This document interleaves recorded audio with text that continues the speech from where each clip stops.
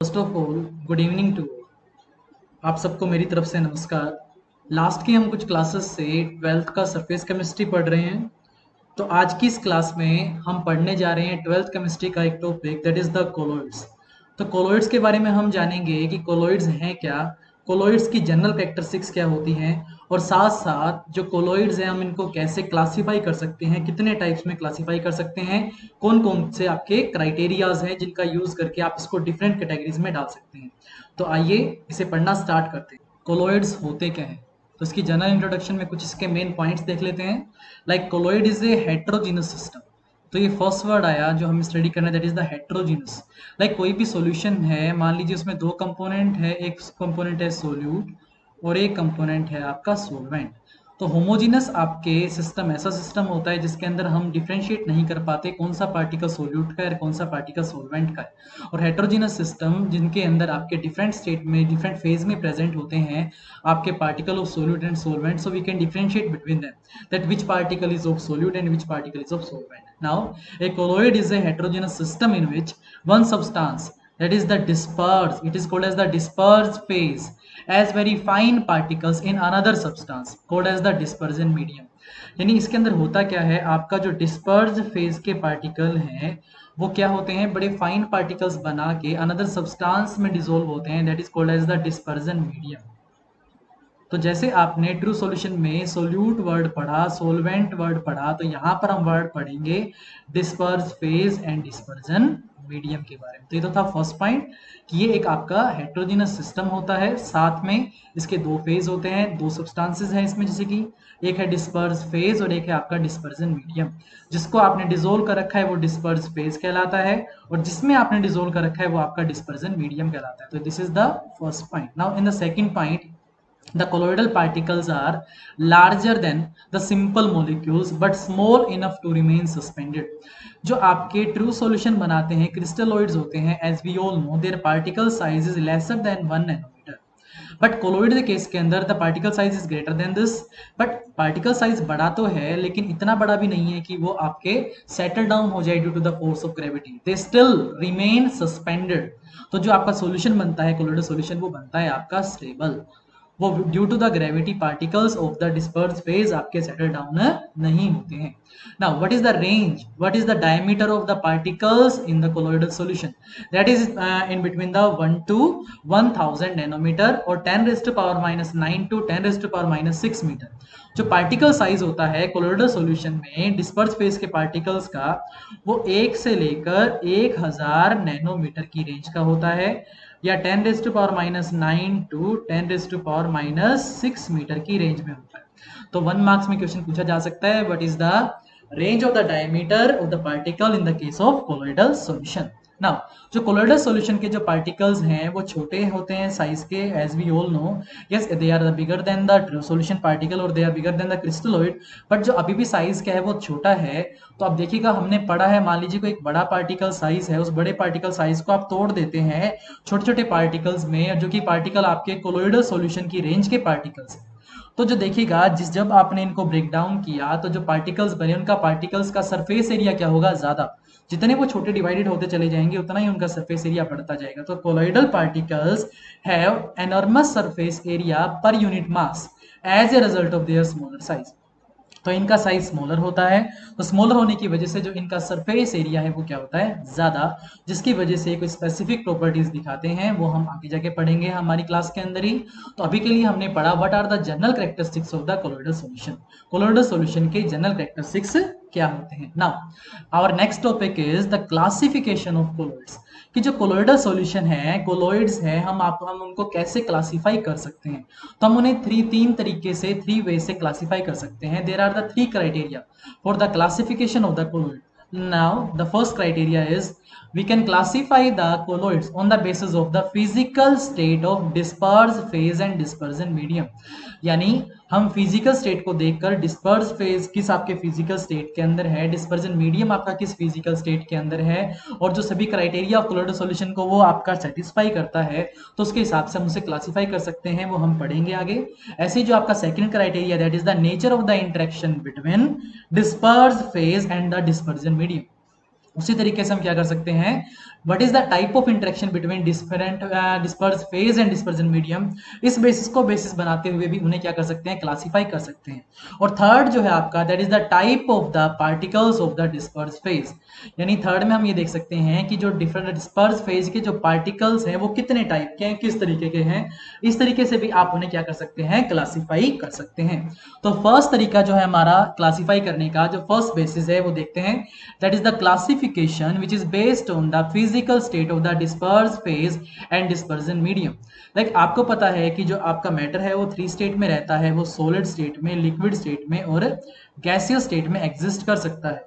तो आप देखिएगा इसके अंदर जो आपका डिस्पर्स फेज आप डिस्पर्जन मीडियम में डिसॉल्व कर रहे हैं, उन basis on the basis of their physical state we can classify them into following type of colloids। One by one करके स्टडी करते हैं। लाइक अगर आपका डिस्पर्स फेज सॉलिड है और डिस्पर्जन मीडियम भी सॉलिड है, तो जिस टाइप का जो कोलोइडल सॉल्यूशन बनेगा उसका नाम होगा सॉलिड सोल। एग्जांपल के तौर पे like some coloured glasses which are formed by mixing the different glasses together, they are the example of the solid sol in which the dispersed phase is a solid and dispersion medium is also a solid। इसी तरीके से अगर dispersed phase आपका solid है और dispersion medium आपका liquid है, तो वो जो colloidal range का जो आपका particle अगर size है आपका dispersed phase का, तो solution बनेगा उसे कहेंगे sol।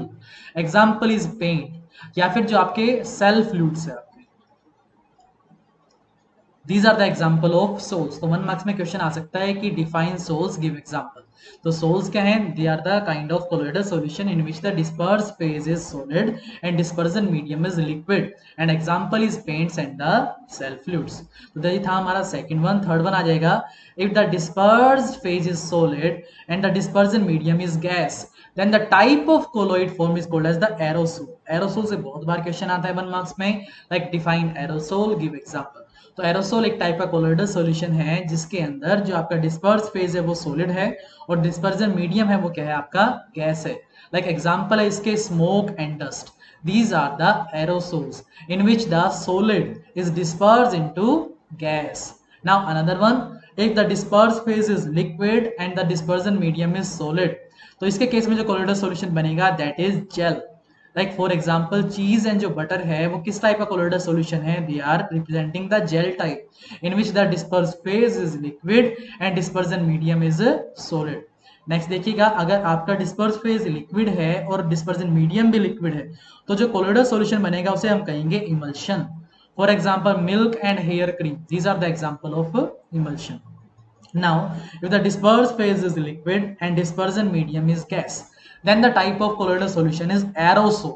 अब aerosol में जिसके अंदर आपका liquid in gas type का colloidal solution है, उसका example है like fog, mist and cloud। These are the example of aerosol in which dispersed phase is liquid and dispersion medium is gas। Now, next one, अगर हम gas आपका जो है आपका dispersed phase है and dispersion medium is solid, then the colloidal solution form is solid sol। Example is pumice stone and foam rubber. कहीं से भी 1 मार्क्स का क्वेश्चन आ सकता है। ऐसे ही नेक्स्ट वन और लास्ट वन देखेंगे, if the disperse phase is gas and dispersion medium is liquid, then the type of colloidal solution formed is foam and example is froth and the whipped cream. तो जो froth and whipped cream है, they are the foam type of colloidal solution in which the dispersed phase is gas and dispersion medium is a liquid। So this is a type of classification which is based on the physical state of the dispersed phase and dispersion medium। Now move to the next kind of classification, that is the classification based on the nature of the interaction between the dispersed phase and the dispersion medium। तो जो first type पढ़ने वाले हैं इस category के अंदर हम, that is the lyophilic colloid. तो वर्ड देखिएगा लायोफिलिक। लायोफिलिक वर्ड का मीनिंग क्या है आपका, liquid loving. Liquid loving mean जो डिस्पर्स फेज के जो पार्टिकल है उनका जो इंटरेक्शन है आपका डिस्पर्स मीडियम के पार्टिकल के साथ, वो क्या होगा, अट्रैक्टिव होगा, वो क्या होगा, लविंग होगा। इसकी वजह से इस टाइप के सॉल्यूशन बड़े आसानी से बन जाते हैं। अब देखिए इसी कुछ अगली प्रॉपर्टीज भी हम पढ़ते हैं। Colloidal solution of this type are directly formed by mixing substances like the gum, gelatin, starch, rubber, etc. with a suitable liquid, the dispersion medium। And these are called as the lyophilic sol. तो ये क्या होते हैं, आपका disperse phase और dispersion medium के बीच में इंटरेक्शन अच्छा है तो उन्हें डायरेक्ट मिक्स करके हम बना सकते हैं, कोई स्पेशल आपकी टेक्निक्स यूज करने की आवश्यकता नहीं है ना। अगर आप क्या करें, किसी वे से like disperse phase and dispersion medium में से आप इन्हें अलग कर दें, लाइक अगर हम इसे इवेपोरेट करवा दें मीडियम को, तो पीछे बच जाएगा आपका डिस्पर्स फेज सिर्फ। अगर आपको दोबारा से कोलोइडल सॉल्यूशन बनाना है इस तरह का, तो आप क्या करेंगे, दोबारा से डिस्पर्जन मीडियम डाल देंगे और उसके बाद उसे मिक्स कर देंगे, तो आपका सॉल्यूशन था वो दोबारा से बन जाएगा। Like an important characteristic of the sol is that if the dispersion medium is separated from the dispersed phase by evaporation, the sol can be reconstituted by simple mixing with the dispersion medium. That is why these sols are called as the reversible sol. तो reversible soul इनको कहते हैं क्योंकि एक बार separate करने के बाद में भी इनको दोबारा से बनाना आसान रहता है। That's why we use the word reversible. And next one, like furthermore, these sols are quite stable and cannot be easily coagulated. Like देखिएगा, जो आपका डिस्पर्स फेज और डिस्पर्जन मीडियम है उनमें लविंग इंटरेक्शन है, तो इस वजह से ये जो सॉल्यूशन बनेगा ये बनेगा आपका स्टेबल, और ये बड़े आसानी से आपका कोएगुलेट नहीं करेगा, क्योंकि जो पार्टिकल हैं डिस्पर्स फेज के उनके बीच के और डिस्पर्जन मीडियम के पार्टिकल के बीच में क्या है, अट्रैक्टिव फोर्सेस हैं, लविंग फोर्सेस है। तो जो टाइप का सॉल्यूशन बना वो बना आपका स्टेबल। नाउ नेक्स्ट जो हमने पढ़ना है आपके इस कैटेगरी के अंदर, that is the lyophobic colloidal solution. As the name indicate, lyophobic means the liquid heating. Liquid heating का मतलब ये है कि जो डिस्पर्स फेज है आपका और डिस्पर्जन मीडियम है, इनके जो पार्टिकल्स हैं वो एक दूसरे को करेंगे हिट, वो एक दूसरे को करेंगे repel.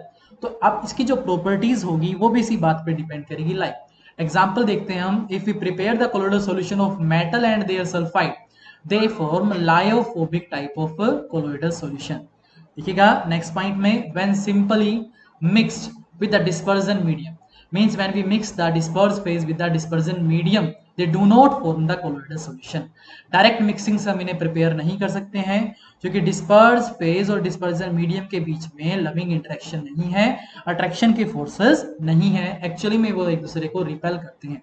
Now there colloidal solution can be prepared only by special methods, यानी अगर इनको डायरेक्टली नहीं बनाया जा सकता तो कुछ स्पेशल टेक्निक्स का यूज करके ही हम इन्हें बना सकते हैं।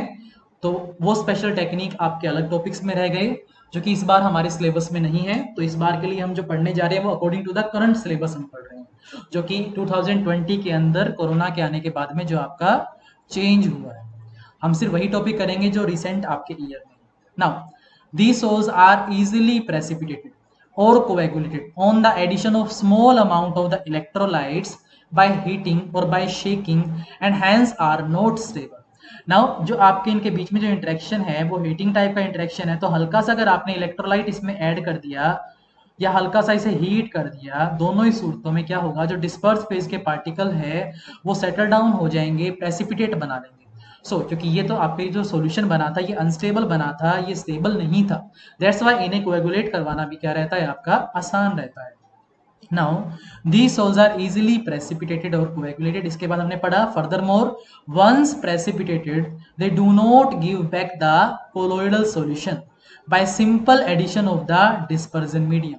अगर आप एक बार इनको प्रेसिपिटेट आउट करवा देंगे तो डायरेक्ट इनको दोबारा से डिस्पर्जन मीडियम के साथ मिक्स करके हम नहीं बना सकते हैं। अगर नहीं बना सकते हैं तो हम इसके लिए वर्ड यूज करेंगे irreversible sols, means sols they are kind of colloidal solution.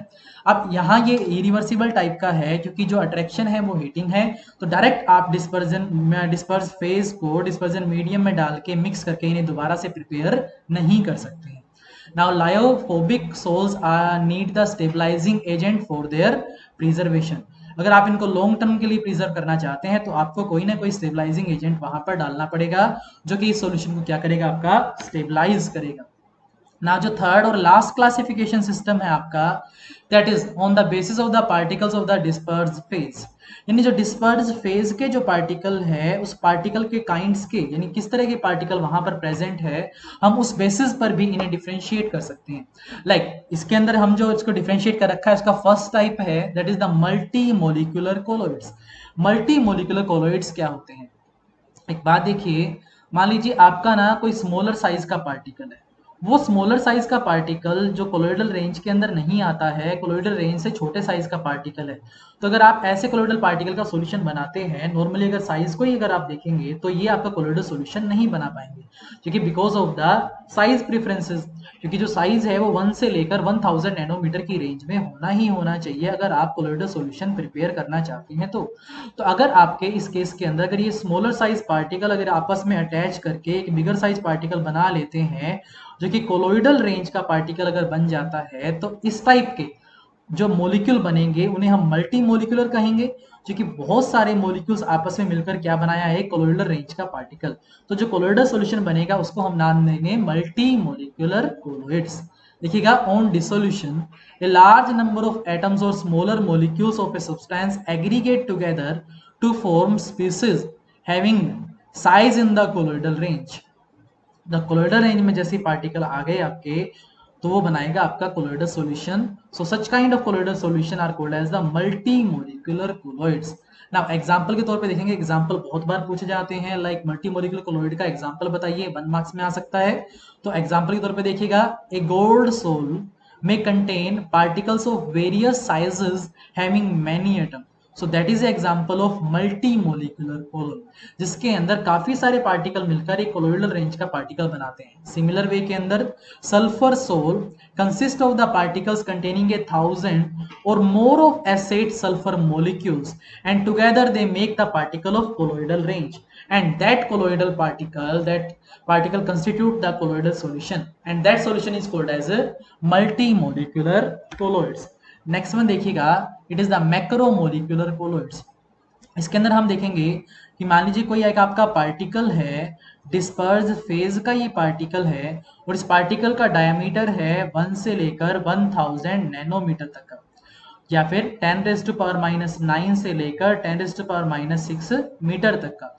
तो हम जानते हैं ये रेंज किसकी है, कोलोइडल के पार्टिकल्स की रेंज है। तो अगर इस डिस्पर्स फेज को आप डिस्पर्जन मीडियम में अगर आप ऐड करते हैं, तो मीडियम में ऐड करने के बाद जो आपका सॉल्यूशन बनेगा, that is called as the macromolecular colloid. Because यहाँ पर जो ये आपका डिस्पर्स फेज का पार्टिकल है, ये एक मैक्रोमोलिक्यूल है, एक बड़े साइज का मोलिक्यूल है, ये अकेला एक मोलिक्यूल है, कहीं कोई एग्रीगेट नहीं हुआ। यही पार्टिकल है जो कोलोइडल सॉल्यूशन बनाता है। तो देखिएगा इसके बारे में, the size of the macromolecules is in the colloidal range. तो मैक्रोमोलिक्यूल्स का साइज है वो किस रेंज के अंदर है, कोलोइडल रेंज के अंदर है, 1 से 1000 नैनोमीटर रेंज के अंदर है। Now second one, these colloids are quite stable and resemble the true solution in many aspect. ये जो कोलोइडल सॉल्यूशन है ये क्या होते हैं, क्वाइट स्टेबल होते हैं। तो हमने अभी पीछे पढ़ा है कि जो आपके लायोफिलिक कोलोइडल सॉल्यूशन होते हैं वो स्टेबल होते हैं, लायोफोबिक वाले क्या होते हैं, आपके अनस्टेबल होते हैं। तो ये स्टेबल काइंड के हैं, तो मींस इनके अंदर जो डिस्पर्स फेज है और डिस्पर्जन मीडियम है, इनके बीच का जो इंटरेक्शन होगा वो क्या होगा, लविंग इंटरेक्शन होगा। नाउ एग्जांपल देख लेते हैं, क्योंकि एग्जांपल से बहुत बार क्वेश्चन किया आता है। Like example of the naturally occurring macromolecules are starch, cellulose, proteins and enzymes, and those of man-made macromolecules are polythene, nylon, polystyrene, synthetic rubber, etc. These are the type of the particles which can form the macromolecular colloidal solution. Now next one देखेंगे हम associated colloids या micelle। अब इसको पढ़ने में थोड़ा ध्यान से देखिएगा। मान लीजिए इसके अंदर होता ये है कि जो डिस्पर्ज फेज के जो पार्टिकल्स हैं, अगर हम उन्हें लो कंसंट्रेशन में लेते हैं, क्या लेते हैं हम उन्हें, लो कंसंट्रेशन में, तो लो कंसंट्रेशन में वो बिहेव करते हैं एज ए क्रिस्टलोइड और आपका बनाते हैं एक true solution. But when we increase the concentration of these particles after a concentration, एक पर्टिकुलर एक लेवल ऑफ कंसंट्रेशन से इंक्रीज होने पर they aggregate, they associate together, वो क्या कर जाते हैं, एक दूसरे से एसोसिएट हो जाते हैं, और एसोसिएट होकर बनाते हैं एक बड़े साइज का पार्टिकल, जो कि किस रेंज में आ जाएगा, कोलोइडल रेंज में आ जाएगा। जैसे वो कोलोइडल रेंज में आएगा तो वो जो पार्टिकल बनाएगा वो बनाएगा आपका एसोसिएटेड कोलोइडल सॉल्यूशन, और उन्हें कहेंगे हम एसोसिएटेड कोलोइड्स। देखिएगा, there are some substances which at low concentration behave as normal strong electrolytes, but at higher concentration exhibit colloidal behavior due to the formation of aggregates, so they are called as the associated colloids. यानी smaller concentration पे तो वे true solution की तरह behave किया, लेकिन concentration बढ़ाने पर उन्होंने क्या बनाया, एक बड़े साइज का पार्टिकल बनाया और फिर बना लिया उन्होंने कोलोइडल सॉल्यूशन. तो they are called as the associated colloid. But इसके अंदर ध्यान दीजिएगा कि जब ये कोलोइडल सॉल्यूशन आप प्रिपेयर करते हैं तो कुछ कंडीशन सेटिस्फाई होनी चाहिए. लाइक एक मिनिमम आपका जो कंसंट्रेशन है CMC, that is called as the critical micelle concentration, और एक टेम्परेचर है आपका TK, that is the Krafft temperature. इस टेम्परेचर से ऊपर आपका टेम्परेचर होना चाहिए, और क्रिटिकल माइसल कंसंट्रेशन यानी इस मिनिमम कंसंट्रेशन से ऊपर आपकी डिस्पर्स फेज के पार्टिकल की कंसंट्रेशन होनी चाहिए, तभी आपका बनेगा associated colloids. So the formation of the micelles takes place only above a particular temperature called as the Kraft temperature TK and above a particular concentration called as the critical micelle concentration CMC.